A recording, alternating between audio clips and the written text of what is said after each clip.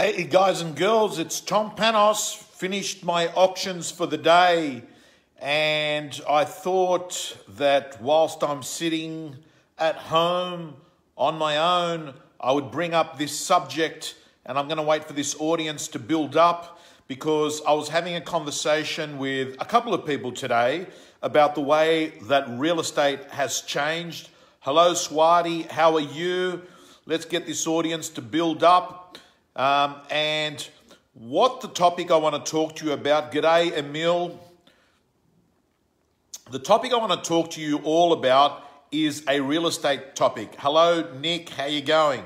And that is that the world of real estate, hey Brendan, good to see you all. Hey Maddie.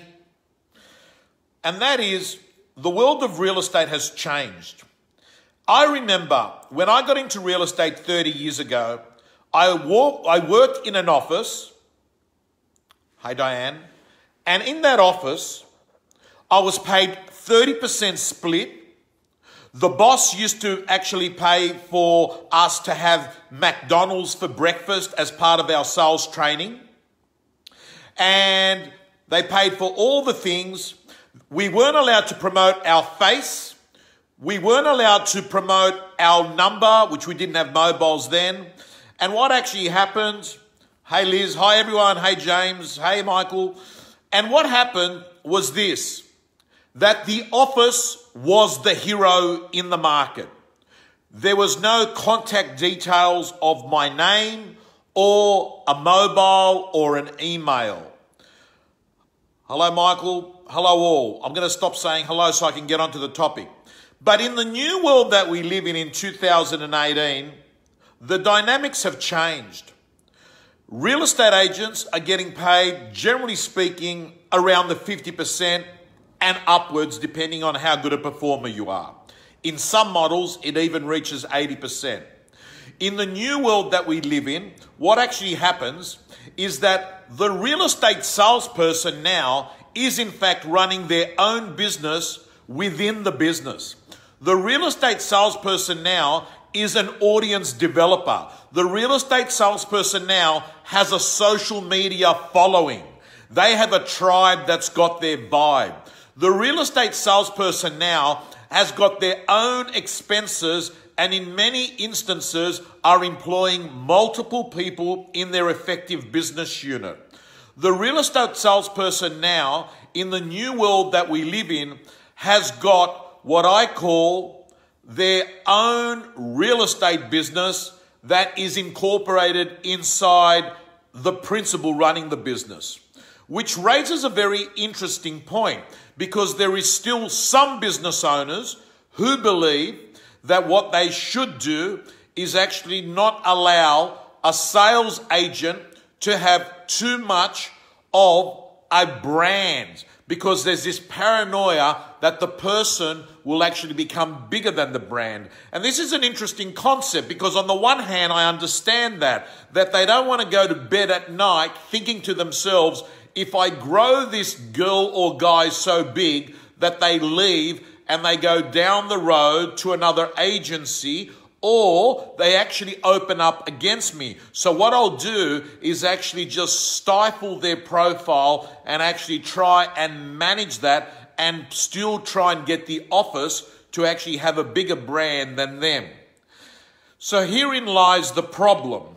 The problem is, on the one hand, a business owner wants a top operator that has got profile working for them, that has got an audience, that it is an audience developer.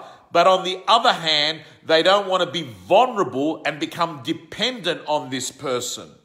Then, of course, we have the other issue. And the other issue is that when a salesperson leaves, the audience that they have, the relationships that they have with existing clients, does that mean that when this person goes to the new office, that they can't actually talk to those clients?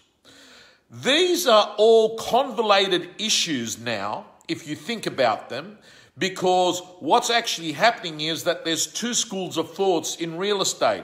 One is that, hey, let's grow our salespeople, let them build their personal brand, create an environment that they're happy to stay here, will benefit, they'll benefit, and everyone wins. Or what we will do is don't allow them to build too much of a profile. It is all about the office. I'd love to get your views, and hi to Michael from Singapore, and hi to everyone. I would love to get your views on what you think. Do you think the power now lies with the sales agent, or do you think the power now lies with the owner of the real estate office? And the other thing I'd love to get your views on is, do you believe that the client being someone that you know, someone that you have a relationship with, that you can't have a relationship with that client if you were to move and open up an office, or if you were going to go work for a competitor? Does that mean that you should not have the ability to work with that client? These are issues that I'd love to get your views on. And on that point, I'm going to finish on this.